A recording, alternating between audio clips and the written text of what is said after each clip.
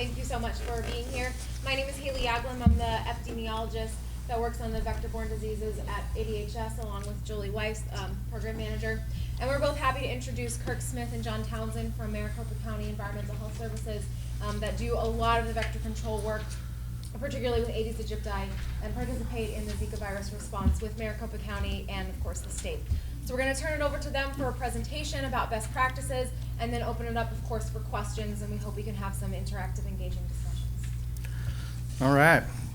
Well, hopefully some of this is new. I know some of you know about this. These are basically best management practices, so a lot of them are generic and kind of the same. We do have a few little quirks in Maricopa County with a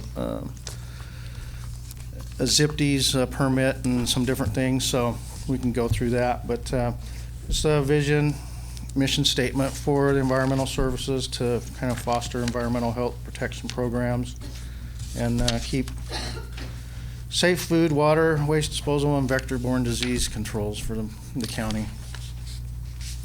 So I think everybody kind of knows what a vector is. And then there's a lot of wording of arthropods of public health significance, and it comes up quite a bit in some of the different laws and regulations. So I think for all of us in here, this is one of the main laws that we go off of, the 36601 Arizona Revised Statute. Public health nuisances and things that are dangerous to public health. Basically anything that breeds flies, rodents, mosquitoes, or other insects capable of vectoring diseases. What was it, probably 6-8 years ago, they added feral bees to this particular statute. So I think all of us in the room that deal with public health have to deal with feral beehives also, which has nothing to do with a vector, but somebody wanted in there and it got in there, so there you go.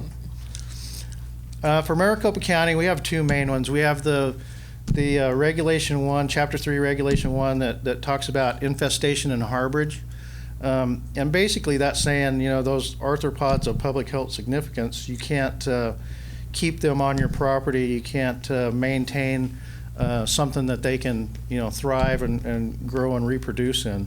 So, and that can be, rodents, bed bugs, roaches, flies, just anything that you can't have an area of harborage. Then our other big one is for mosquitoes. And that's basically the same thing, but it's saying you can't let water accumulate on property that you own and allow mosquitoes to breed. So, it's actually against the code for anybody to allow water to accumulate on their property and allow mosquito breeding to occur. So that's kind of the two big regulations and statute that we go off of as a division and a department overall. So basically best management practices, it's just a fundamental approach. I mean, we're going to be talking mostly, this whole talk about mosquito control because we're talking about Zika, but there's other things that if you're actually just doing vector control, it can be rodents and different things. But I don't know, you can correct me if I'm wrong, but we have to do a Clean Water Act. We have to fill out the paperwork and all that type of stuff for the ZIPDs, it's called. It's not a NIPDs. And there's 9 components of that are a best management practice, basically to guide you through what you need to do to go through this permit. And we did this several years ago whenever we were told that we had to. And so a lot of what this is based on is those best management practices. That's just a copy of our last annual report that's the first of 100 or so pages. So it's Sure. Anybody else in this room operate off one of these permits? Or are we the only county that does it? Chris? Chris. Send my stuff to Kashan Tribe because that's where most of our riverfront footprint covers the reservation, which is beyond the jurisdiction of APDQ. So we send out treatment records to them, and they, I'm not sure what they do with it, but it's for them to send to Region 9. Basically, on this one, it's a lot of treatment records. And basically, the only thing that's really in it is if you have what's called an adverse reaction. Basically, that would be a chemical application that, say you had a large fish die off or something happen, you'd have to document that and do some additional testing and things like that. And so far, since we've been under this general permit, we've never had an adverse incident. So, you know, knock on wood. All right, so for best management practices, especially for mosquito control, surveillance is it. It's the number one thing. It's basically the backbone of everything that you need to do, and you really shouldn't be doing anything else other than surveillance to identify, you know, when you're going to spray, where you're going to spray. You know, surveillance lets you know what types of mosquitoes you're catching. You know, the density of those mosquitoes, and based on that, that gives you the most appropriate treatment options. Because I mean, you know, if you're catching Culex, then you got to, you know, treat and have your program geared towards Culex. If you're catching a bunch of Aedes aegypti, or that's part of the, you know, what you're catching in your area, like we do, some of us, then you got to kind of tailor that treatment and those different options towards the types of mosquitoes that you're catching, because they are basically night and day. You know, no pun intended, but they are. And also, yeah, the levels, and then what's acceptable to, you know, for your collection methods. Is it, you know, I mean, some people can do it just off a service request. That's still not the best, but it's a little bit of surveillance. The best thing to do is actually trap and collect those mosquitoes, because, you know, I mean, you can get a little bit of info off of, you know, somebody saying, I'm getting bit around my ankles all the time. You can probably say, well, that's probably Aedes aegypti. But, you know, if they're saying, well, you know, we were at a soccer game last night at 10 o'clock and kept getting bit by mosquitoes, well, then you can probably say, well, that's more or less Culex, you know, or floodwaters if there's a bunch of lights. So anyway, the surveillance is the main thing.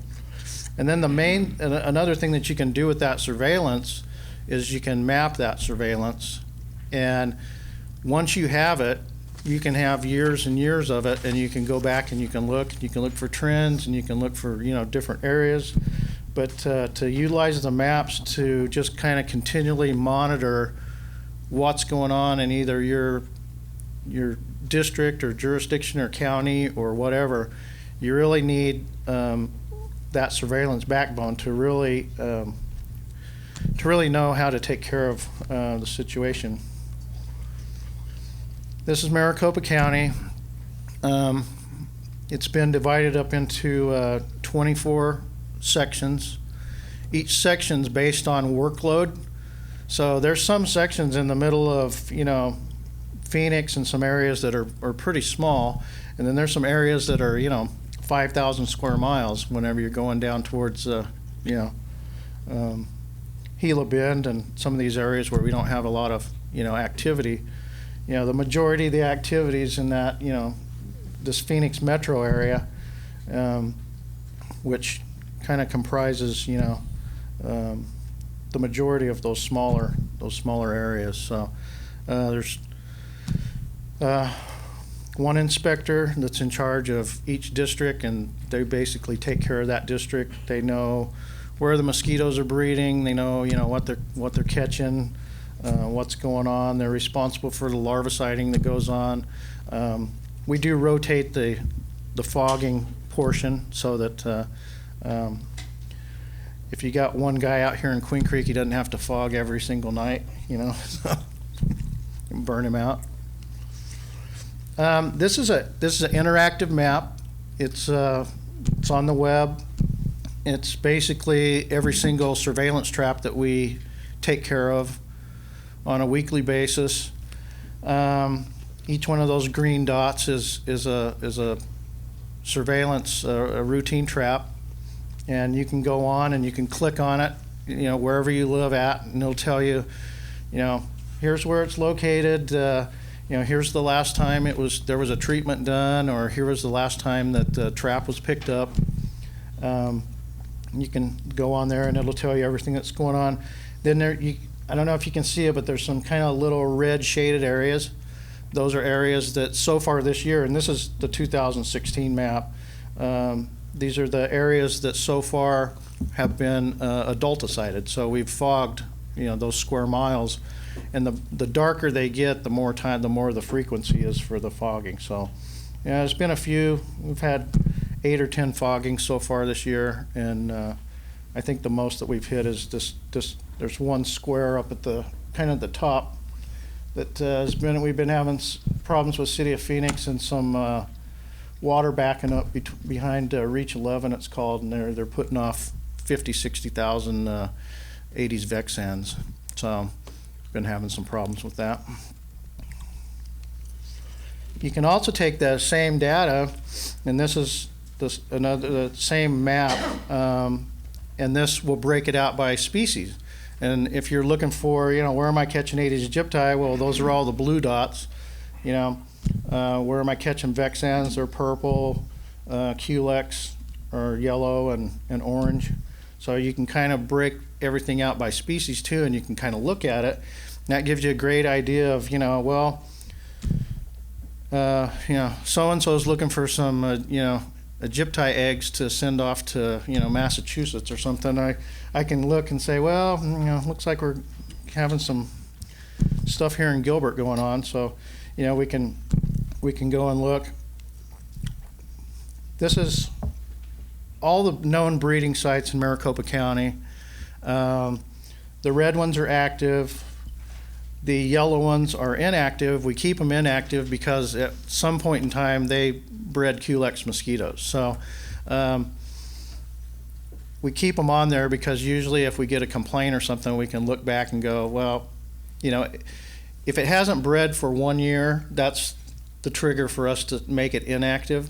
So anything that hadn't bred for a year, Culex mosquitoes, we make it inactive, but they can be turned on and off, and it's kind of fluid. So right now, those are the known breeding sites that once a month we'll go and apply larvicide to.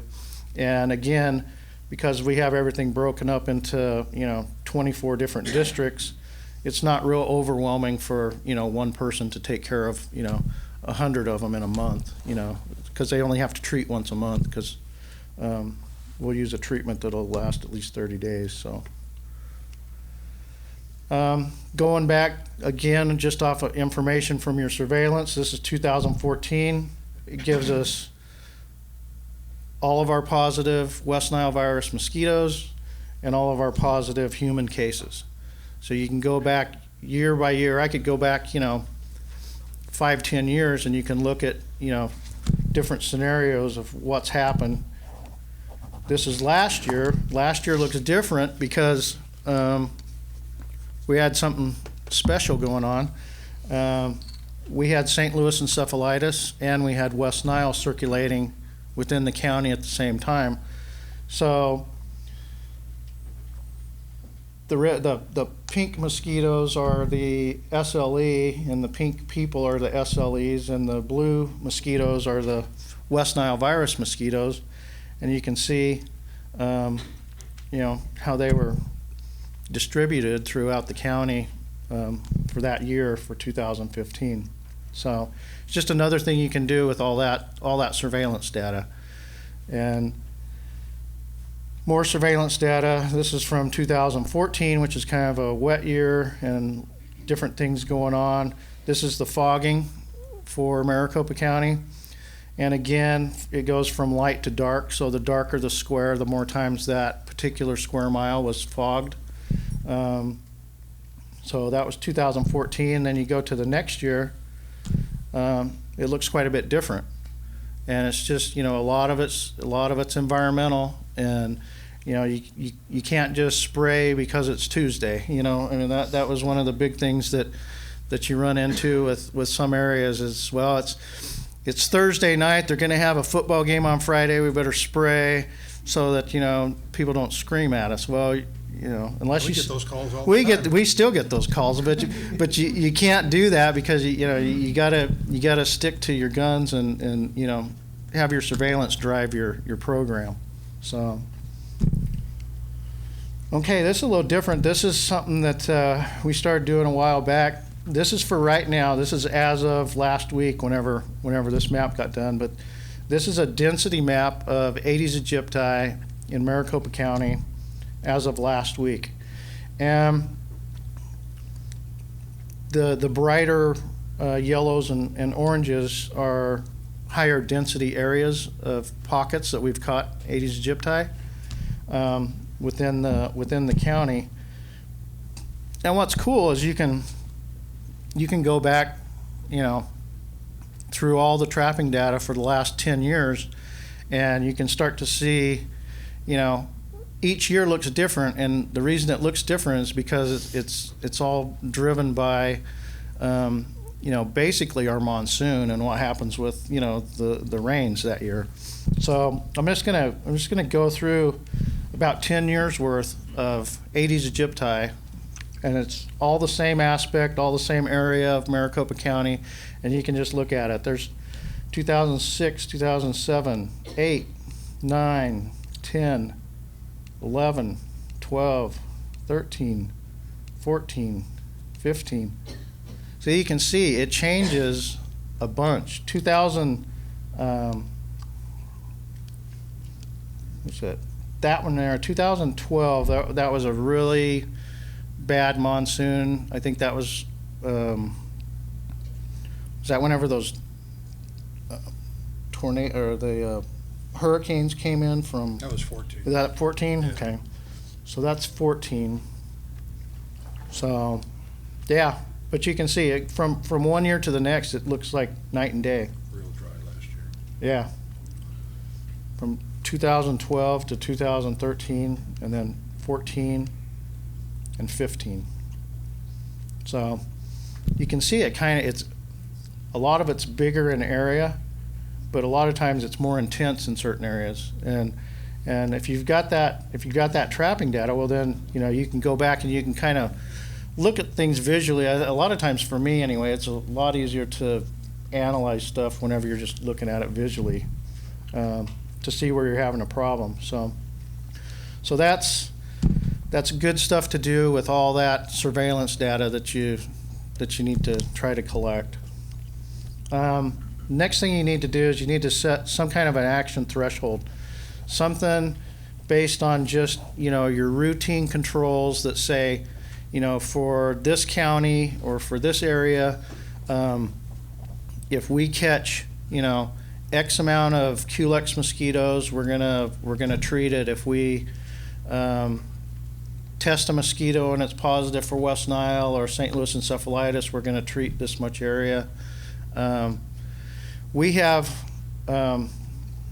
this was originally set up a long time ago for West Nile, and we use the same thing for SLE, but again, if you had a positive mosquito sample, then you would treat 1 square mile. If somebody called and had a positive horse or we had a positive bird, we wouldn't spray based on that. We'd go set a trap, and then based on that trapping, if we caught more than 30, so there's a couple different things. If you catch more than 30 Culex, doesn't matter if they're tarsalis or quinks. If you catch more than 300 floodwater mosquitoes, because, you know, like it or not, a lot of people drive a program sometimes with the nuisance mosquito complaints, you know, so you have to have some kind of component in there to take care of that. So we got 30 Culex, 300 floodwaters, or any size. It can be a sample of 1 that tests positive for either SLE or West Nile, and that triggers a treatment or a fogging event. So you can just kind of see how that's that's set up, and we've gone off of that for, you know, years and years since West Nile. It changed whenever West Nile hit. That changed, but so you gotta have that, and then you kind of saw this before. This is the dengue, chikungunya, Zika response plan, and this one's a little different. It's got two parts to it. It's got the vector control part, and it's got the epi part. And what you're going to do, you know, level 1, you don't have any Aedes aegypti present, so you're not going to do anything. Level 2, you have Aedes aegypti present, but you don't have any human cases, so there's not a whole lot going on. Once you get into, you know, 3 and 4, you got suspects and probable cases, and you got, you know, large amounts of Aedes aegypti.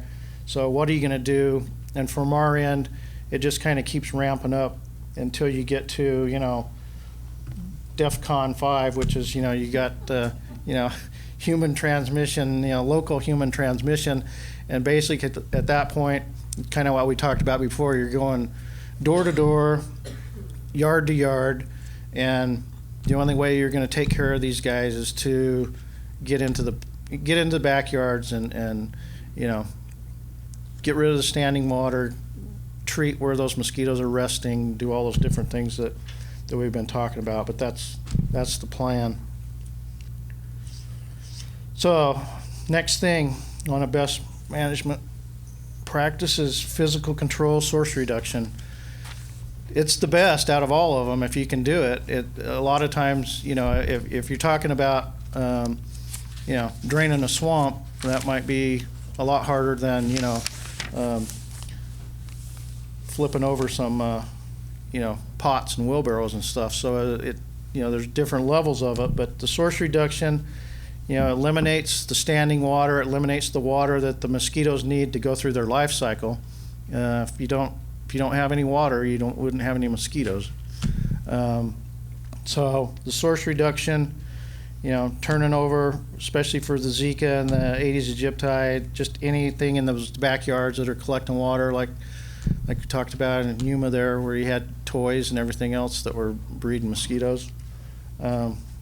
Wheelbarrows, but by doing that, you get rid of standing water. You're not having to put out larvicides. You're not having to, you know, basically do any treatments, because you're taking care of that by getting rid of the water that is needed for them to go through their life cycle. So that's the source reduction part of it, and you try to do as much as you can with the resources that you have. You know, like I said, some areas might be a lot tougher than others to get rid of water like that. Biological control. A lot of times it can be expensive. Sometimes it's, you know, depending on what you want to do, it can be kind of, you know, impractical, but our biological control for the most part is we use fish for closed bodies of water.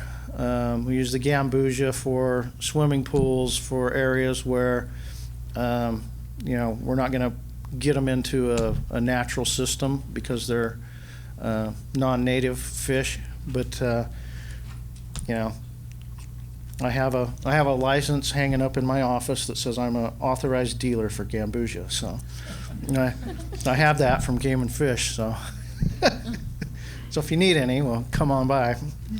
We'll hook you up. But yeah, we use the fish a lot because they're one of the best treatment plans, especially for a swimming pool. You know, you put 15, 20 of them in there, they start to breed and do their thing, and they basically take care of that pool until, you know, somebody comes in and decides to take care of the pool and, you know, pump it out and clean it and take care of it. But, you know, this way you're not going back, you know, month after month after month, putting larvicide or something in somebody's swimming pool. You've got a stock of fish that are in the swimming pool, and you basically just stock it, leave it, and you don't ever go back unless you get a complaint that you know, there's mosquitoes. Yeah. Under 36603, do you attempt to recoup costs for fish and things like that? Or the way we have it set up right now, David asked if we try to recoup the cost for the treatments to people's backyards. From our standpoint and from my standpoint, I just want to stop the mosquito breeding. From our legal standpoint, they don't mind recouping the cost, but a lot of times, if say it's a vacant property, it's hard to recoup. I mean, you can get it from a bank or something like that. But for the most part, even if it's somebody that just can't take care of their pool and they want us to put fish in it, we'll do it for free. If it's something where we're trying to get in there, we got to do search warrants and we got to do everything to, they're making it hard, then usually we'll give the paperwork to legal and say, here you go. And then they have to go to the Board of Health meeting and kind of plead their case. For the most part, it's usually about $400. So, because of the time and energy and pain and suffering and all that kind of stuff. Can I make a comment on the fish? Yeah. What's interesting about Gambusia too is they breed prolifically in really crappy water. Yeah. It's amazing. Yeah. In fact, we oftentimes will get a phone call from somebody who bought a foreclosed home, say 6 months later. Yeah. I've got thousands of fish in my pool. You want them back? And the answer is no. Go have a sashimi party. Yeah, So, they're jumping out on the cool deck and oh yeah, everything. 'cause they are jumping fish. Yeah. They're just an interesting little animal. They work well. So. Well, I mean, for years and years and years, we had a trailer house that was our vector control office, and we had a stock tank that was sitting out in the sun that we put a piece of plywood over, and we used to have thousands of gambusia in there. They just, water could be 100 degrees, they don't die, it's just, they're just tough. And they like to eat mosquitoes, so that's a bonus for me. There are, different papers and things, people using bats and birds and, dragonfly larvae and, I mean, different things, cocopods, but, I mean, some of them kind of work better than others, but really the fish is probably the best bet. I mean, you're not going to have a bat eat, 100,000, mosquitoes flying around. They're going to go for a big juicy moth instead of, wasting their time on little tiny mosquitoes for the most part. But that's still part of biological control.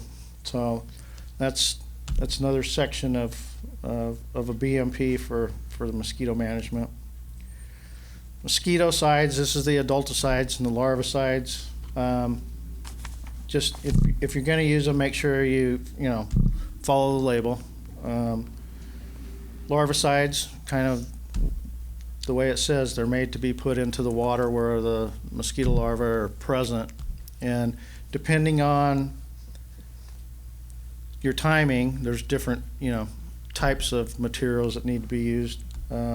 Got the biologicals, the BTIs, the sphericus and spinosas, and then the growth regulators like the methoprene.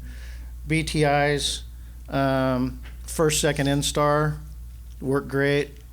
After that, it's kind of pretty much hit and miss. They quit feeding, so they have to feed on it. So if you hit it late, you could have a whole bunch of mosquitoes coming off because you didn't time it right. Methoprene's pretty good because once it's in there, it doesn't matter what stage, what instar it is, it'll take care of it. Chemicals, we still got organophosphates. We got the skeeter abate, which is Timofos, that if you have it, you can use it. You can't buy it anymore, but we have a couple pallets of it still. And then your oils, which basically are going to be, something that suffocates because they can't pierce that oil and breathe through their breathing tube. So those are your big larvicides. The adulticides, for the most part, whenever you're dealing with Culex, these are made to be, put on at night whenever the mosquitoes are active, so that they can, as they're flying and moving around, they come into contact with the pesticide. There's different ways of putting it out. I think probably everybody here uses ULV, truck-mounted type foggers. There's different kinds. There's gas powered or electric powered. Do you do anything with the aircraft? Larvicide. Just larvicide? Okay, so Once, a few years ago, the county health and the abatement district did join the Delta siding program when, I think it was 2007, we had a big blow up in West Nile and yeah. 57 acres and then that one night. So that's the only time it's had to do with it. So. Aerial's definitely the best way to hit a big area fast. You can do it all basically in, one night, one shot for the most part. If you got a really bad problem, that's probably what you try to want to contract out. But for the most part, for the day-to-day, complaint driven, got to treat a square mile or so, just having a truck mounted ULV fogger works great. With Zika and some of the Aedes aegypti, a lot of people are going back to thermal foggers. We've actually bought some thermal foggers. We haven't fired them up yet because we're scared that the fire department's going to show up and but they definitely work. As you can see, on some of these pictures, they'll go into vegetated areas, heavily vegetated areas. They permeate all through the leaves and everything. They're just when you're using them, everybody knows about it. That's the big thing. And in fact, Jim, who works with us, was in Florida whenever they were doing the was it dengue or chikungunya? Dengue. Outbreak, and he was at the time he was in the military, and they were using thermal foggers, and they had to call out the fire department to let them know these houses aren't on fire, they're being fogged. So that but they put out a tremendous amount of smoke. So, but they work. Your adulticides, again, you should only apply them after you've reached that threshold. If you're spraying for, say Culex, you're not wanting to use a residual, just a non-residual, so that whenever they come in contact with it, they're going to die. Again, with the label's the law. You're supposed to follow that. One thing that you don't ever want to do is apply not enough. You should only have trained personnel and certified to use it. We don't have a lot of things left for us for mosquito control. Organophosphates, we got malathion and nolid. Still got the natural pyrethrins, which were from the chrysanthemums. You got the synthetics, the permethrin, resmethrin, sumethrin, all those. And then a couple of new derivatives, which the etafenprox, deltamethrin.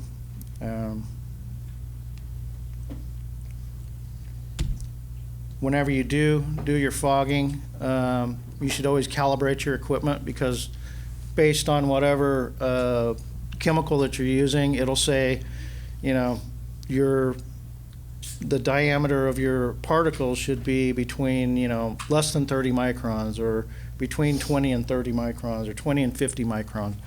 And so you have to calibrate your machinery to make sure that it's in compliance with the material that you're putting out.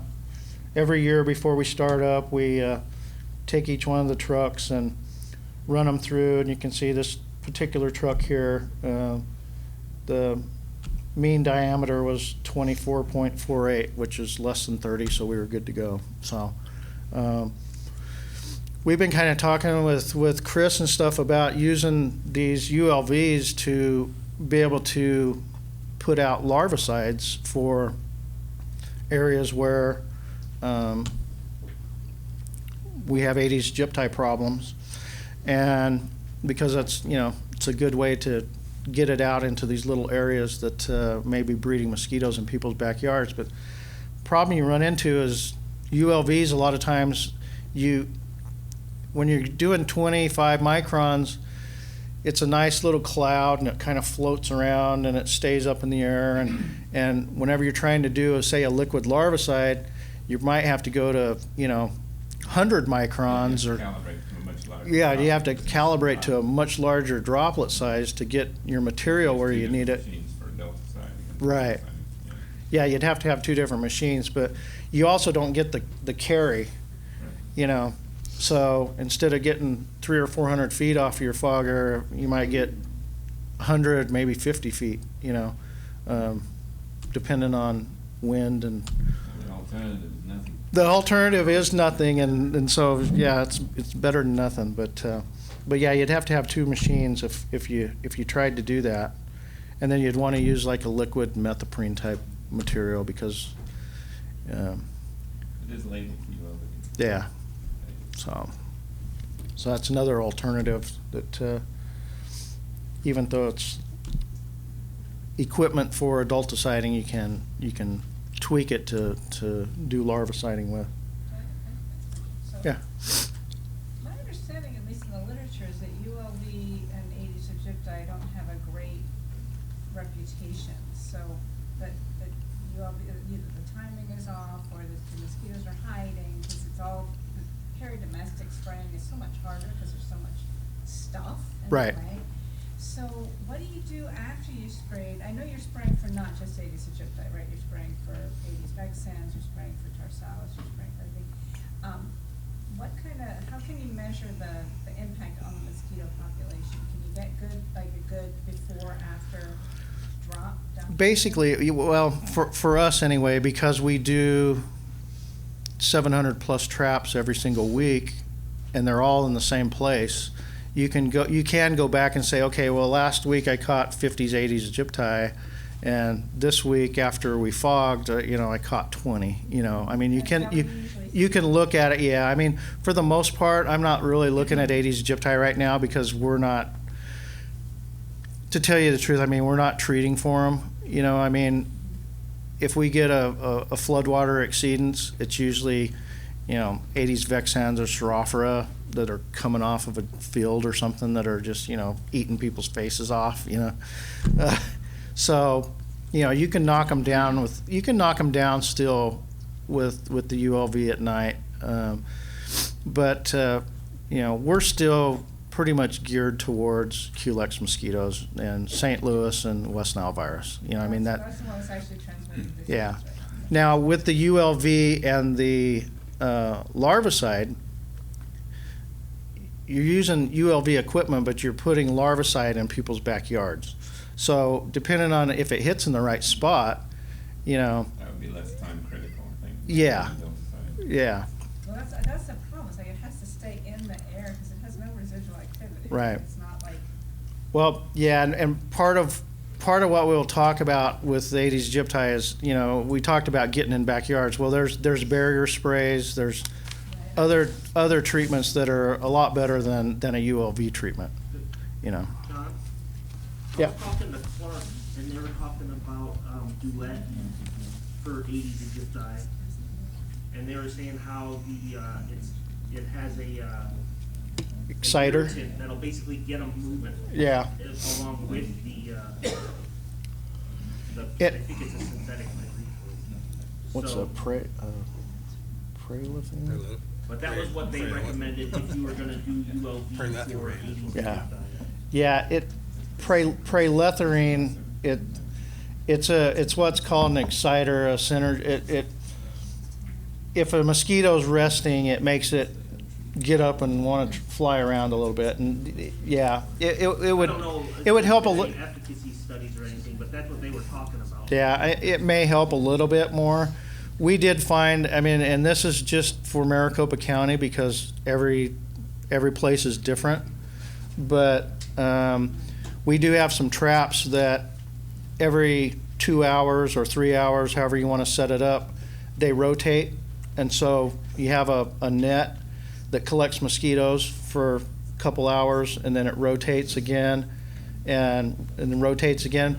We found out that for Maricopa County during the monsoon, our Aedes aegypti are active up until about 9 o'clock at night, and they're also active at like 3 o'clock in the morning. So that doesn't really follow a lot of the patterns that, other people with Aedes aegypti. I mean, if I told somebody from Florida that, they'd be like, well, whatever, But I think because of our weather and the heat, they're not as active a lot of times during the heat of the day as they are, dusk and dawn. Yeah, they're active, but then they're also active before that and later on into the night. So, treatment option wise, if you were going to do something, you could use that data and try to kind of tailor. Anytime we do try to do a treatment for Aedes aegypti specifically, we won't even fire up anything until after 3 o'clock, in the morning. So, just because of that data that we have. But Can I make a quick comment? yeah, Your question about Duet, that's one of the main products that we're currently using, and we've had good success with it. But like everything else, you can't use the same thing over and over again. So we're going to be into a more rotational program.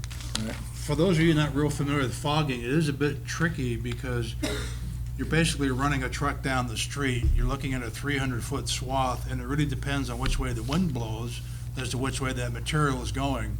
right. There are certain wind requirements, minimum winds, maximum. If the wind's blowing too much, you're going to blow it right out of the area and waste your time. We've done fogging trials where there was no wind. You watch that cloud sit there. It just sits. And all it does is just settle right to the ground after doesn't move. time. And so you have to have that wind moving because the whole idea is for that mosquito to come in contact with that particle of pesticide in order to kill it. Then you got thermal, and you got inversions you have to deal with.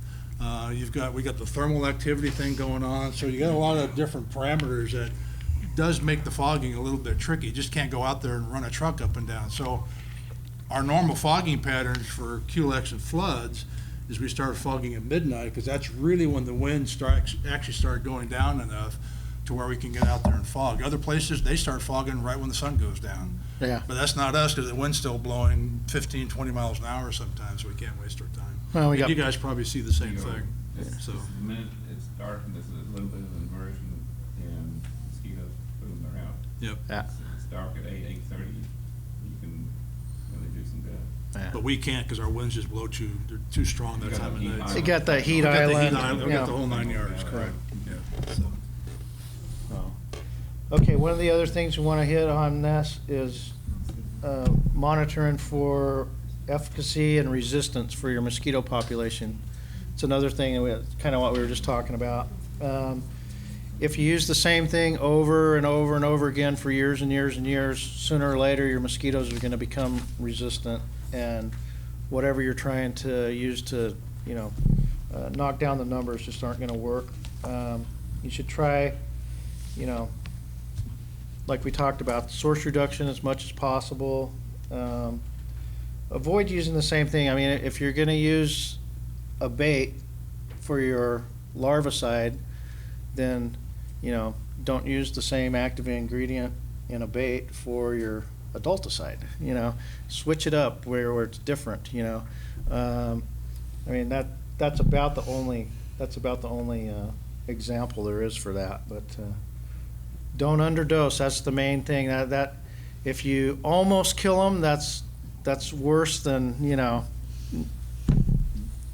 it's worse. It's 10 times worse to put, more out than you should than less out than you should, because your resistance problem is just gonna just go crazy.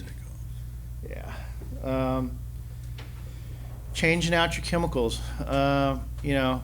Sometimes it's kind of a pain in the butt, but if you're monitoring your mosquitoes for resistance during the year and you're starting to see them slowly not die as fast as they used to, or not as many, you should switch it out, because you're just asking for more problems. A couple years back, CDC came out and we did some resistance testing, and in different areas of the county we had different resistance problems because of agriculture versus more urban. And in the areas where we had more agriculture, we had resistance to organophosphates and synthetic pyrethroids, both of them. So at that point in time, we had to switch to, it was still a synthetic pyrethroid, but it was a little bit different. That was the Etafinprox. And that started working real good. But after a couple years, we had to switch out because the mosquitoes, you know, they catch on quick and they adapt really fast because they go through so many, you know, life cycles or so many. Hey, John, after you're done spraying your adulticide, are you tracking to see what kind of results you get? Yeah, and again, say that trap that triggered that fogging event, that very next week it'll be trapped again. So you got weeks of, you know, week after week, you can see, okay, well, it was fogged on the, you know, 15th of May, and you can go back on the 20th when it was trapped again, and you can look at, you know, differences. So where it doesn't really make a difference is whenever you're catching low numbers, you know, especially for, you know, tarsalis or something, you know. I mean, if you're catching 10 of them one week and you catch 8 the next, it doesn't tell you anything, you know. But yeah, for floodwaters and different things where you're catching a pretty good chunk of mosquitoes in that net, well, yeah, you can really tell whenever you had a good application. So yeah, there's 4 minutes, okay. So the bottle bioassay that CDC put together, that's a great, quick, and easy way to test for resistance. Education and outreach, this is another part of the best management practice. These are all things that I just pulled off of our webpage. You know, you can call our hotline, you can download stuff for kids, you can watch videos, you can hit a button and schedule us to come do a presentation at your wherever you want. You can do an online mosquito complaint. You should always try to keep, you know, everybody informed of what's going on. Again, those maps that showed at the beginning that are interactive for, you can just click on the website.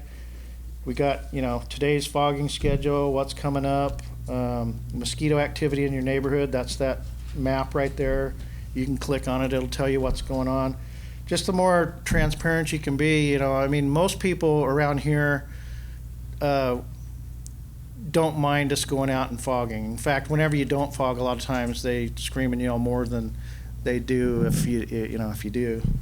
And we've kind of got past that since the whole West Nile thing. It was kind of hot and heavy for a year or two, and pretty much nobody even talks about it anymore. Record keeping, this is my last kind of thing, and this is a big part of that NIPTs or ZIPTs. You got to keep track of all your pesticide applications, and you got to keep them for 3 years. That's what Office of Pest Management requires you to do. You know, you have to have the name, the application date, the registration number for the material that you're using, the size of the area, the amount treated, and the application rate. So every time we make an application, it goes into the database, and you know, this is one that I just pulled out for one of the days, and it had all the different things that were used, how many times they were used, you know, where they were used. And then the last one is, this is by your person that made the application. So I've got, you know, this is like, if I did this for a month, it'd probably be, you know, 50 pages, because I got, or probably 100 pages, because you got 24 different people making applications, and it just shows, you know, what they did. This is one guy for 1 month, and it was just the first page of about 7. So that's your record keeping, and then at the end of the year, you turn all this stuff in, and you turn in the maps for all the places that you fogged, and you give that to ADEQ and give them $500, and they say, Good to go spray some more. That's it. That's all I got. Thank you. So we have just about 10 minutes or so for questions, and I'm glad that many of you asked already.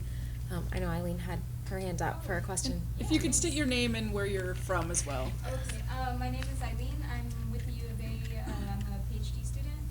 I was wondering, along the same lines of the question of if measuring the impact of when you spray or apply larvicide. Do you know how long that that you can measure that efficacy after spraying? Or have you noticed that it lasts 1 week, 2 weeks, or anything like that? Well, early on, I mean, we did a lot of different tests with a lot of different manufacturers, especially when new stuff would come out, like they had this, 4-star, and there was different things. For the most part, the BTIs pretty much last what they say they will, or pretty close to it. You know, you can usually get 18 to 20 days, 22 days sometimes.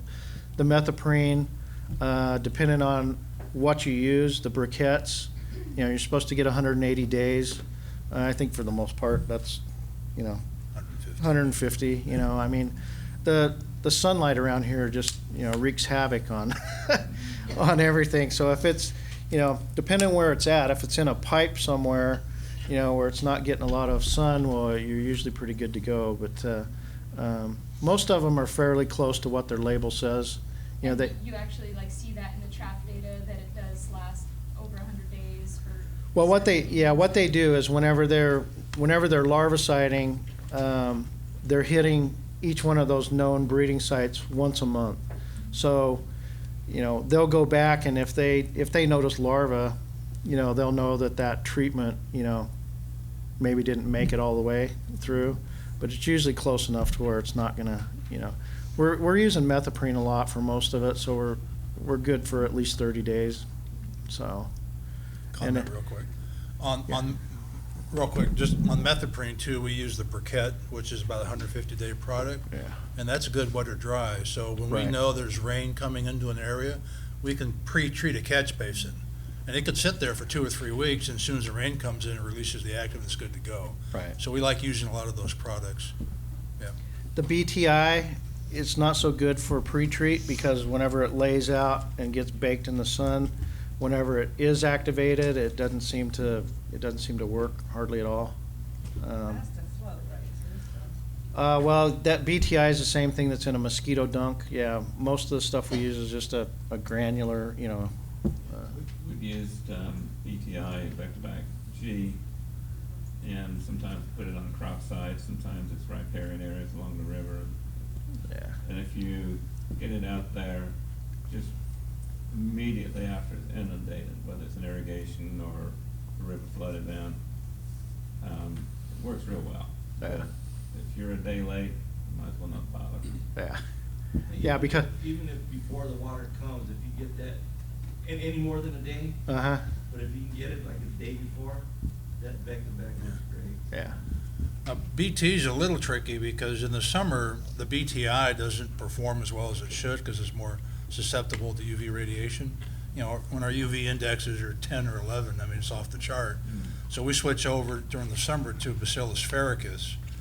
Different bacteria, a little bit more tolerant, a lot more expensive, but it still gives us the same sort of performance. So we switch back and forth depending on temperature. And spinosad too. And spinosad, which is a new product by KIRK. That active has been around, since the 70s. It's made by Dow. KIRK bought the active ingredient, came out with a real nice, so they have a granular and a briquette. We use the briquettes quite a bit in the swimming pool program. It works really nice for us. It's about another 130-day, 150-day residual activity, so. Good.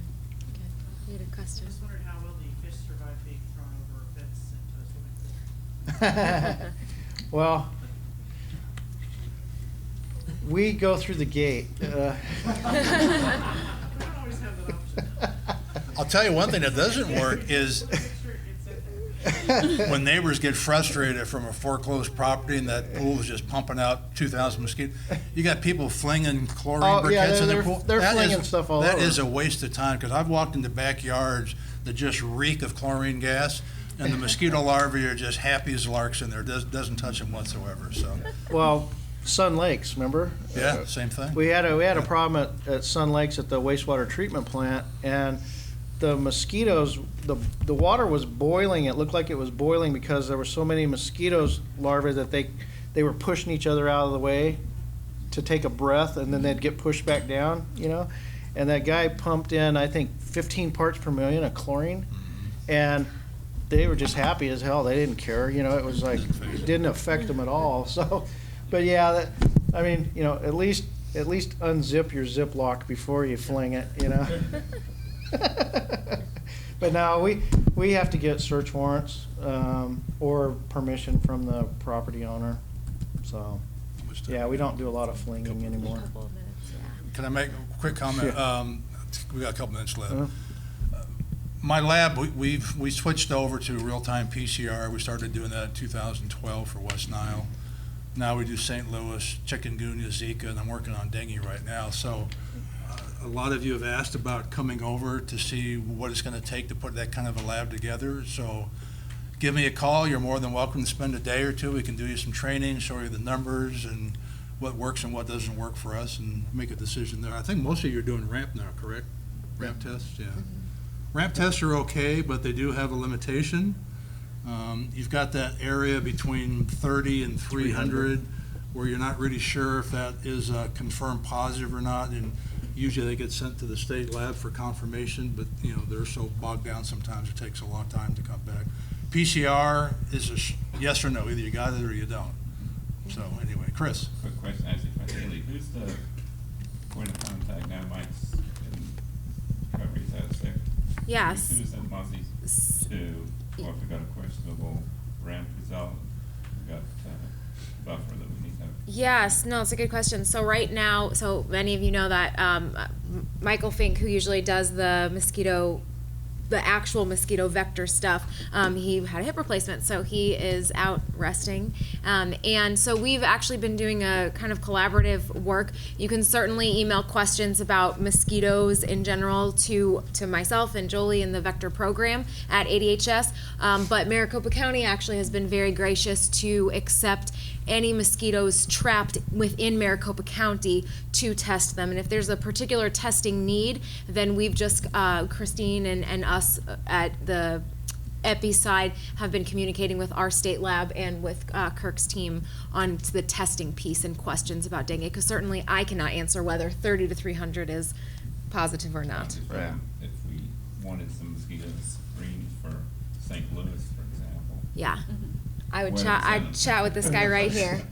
Yeah, our state lab could probably do that.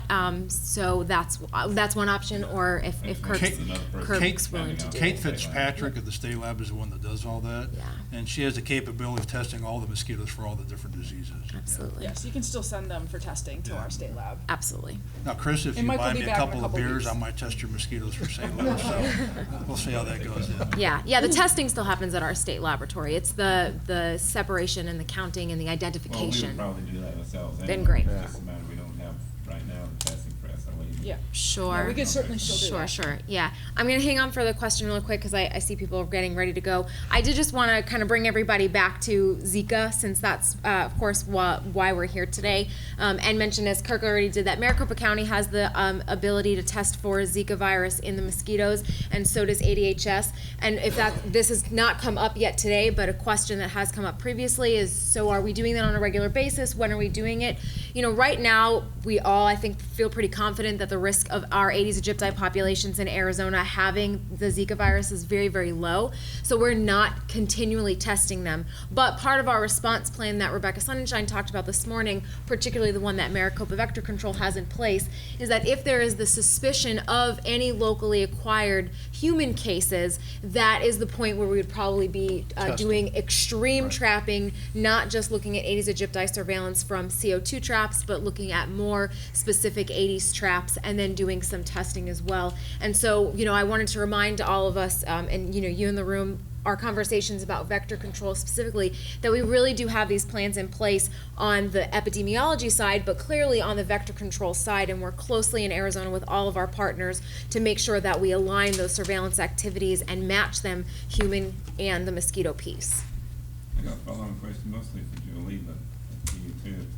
I run it's kind of a unique program in Arizona. It's West Bateman District. We're separate from the county health. We raise our own taxes. We have our own board of directors, and we have elections. One of the issues that we're running into with Aedes aegypti and the diseases it transmits is notification of a case. County Health Department is reluctant to share information with HIPAA concerns, I get that.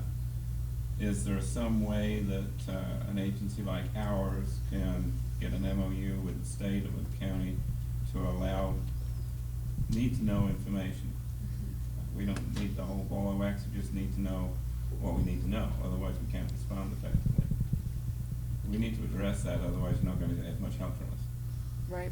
That's definitely a good point, and I think that's one reason we're here today, is we're trying to build these relationships to make sure everyone who needs to know gets that information and that we can have a collaborative response. You know, so that's something, you know, offline, I think we can talk probably with Yuma County and yourself and the state and figure out the best way to make sure that we push out the message to everyone that needs to This is know. a very common Yeah. situation in California where most vector control is delivered through abatement districts, separate entities from health, Right. the county health. And they have MOUs, and I have a draft of the one for Orange County, I know the people over there. And I would be glad to let you folks and the county, Yuma County folks, look at it and see if that's the foundation that we can build some kind of mechanism we can share information on need to know. Yes. And we can get a better response Yeah, then, I think that way. I think that's great. I mean, we're definitely we're working also with our tribal partners in order to share information, because we also have that uniqueness here in Arizona, in that, you know, the tribes, we don't always in the past have shared disease information and all that kind of stuff, but we are working on making sure that we are sharing all that information for situational awarenesses, you know, so that counties are collaborating with the tribes and that the state is as well. Just to make sure that everyone is aware and can. So can I send you a copy Sure, of the MOU, let's take a absolutely. look and see Yep. if there's a basis for working on That'd be it. great. And we had a question over I here. just had a quick question, about transporting the samples if we want the state to check our mosquitoes. Should those be refrigerated? How do they want those? Dry ice. Dry Dry ice. ice. Dry ice? Won't that freeze them? Good question. I think you would want them frozen. The lab session, and they talked about that actually. I'm no expert, I'm just taking pictures. But, they said that they want them refrigerated but not frozen. And Right. heat Gotcha. can be damaging, and that they don't need to be in the dark. So that wasn't a thing. But just, I remember specifically that freezing them could change the effectiveness of the tests. Is that That's blood? true, except RNA is a pretty unstable molecule. So if you ship them right away, they're gonna get them in time, but if there's a delay, most laboratories, including ours, we store them at -80°C, because it stabilizes the RNA. Otherwise, by the time they get the samples, if it's been in the mail for 4 or 5 days, it's probably degraded to where they're gonna get nothing out of it, so. Well, and we're talking mosquitoes, they might have been talking blood or. Could have Right. been, yeah. Yeah. They might have been talking blood. One comment real quick, I know you got, the workload is gonna be tremendous, unfortunately. Just to give you an idea, middle of August last year, we started testing Egypti for chikungunya. So from the middle of August until the beginning of October, I ran 3,000 pools just on chikungunya alone. That's just for Maricopa County. Let alone, then you got Zika on top of that and dengue on top of that. So it's gonna be a big challenge for everybody. Quit whining. I know. I'm just letting you know that, you know, that. And with dengue, you're not talking about just dengue, you're talking about 4 different types of dengue. There's 4 different serotypes, so you're actually testing for 7 different diseases with this animal, so it's gonna be a lot of work for everybody. We had a question back there. Last question. I'm one of the federal partners. I'm Mike McGee, I work for the Navy, and you're probably wondering why I'm so far from the ocean. But we have 2 installations here in Arizona, Marine Corps Station Yuma, and then also the Naval Observatory up in Flagstaff. And so you may have and I might be the only DOD representative here as well. You may have a military installation in your county, and you're wondering, what are they doing? And one of the things that certainly with the Navy is encouraging all of the installations to basically synchronize their programs with the local public health agencies. And so that's something that just a couple of weeks ago, that's how I found out about this meeting. I was down in Yuma and met with the Yuma County folks out there to talk about how we're doing things on the installation, communication, open those lines of communication, and working with the local agencies. So if you are having difficulties working with either your Air Force bases or your Army bases, I do have points of contact with my Army and Air Force counterparts, as well as my National Guard counterparts too, and I can connect them. Thank you. Thank you. I think we'll close it out so we can give time for everybody to use the restroom, but thank you so much. If you have any questions, think we're, see the rest of us for the rest of the day. Yes, absolutely.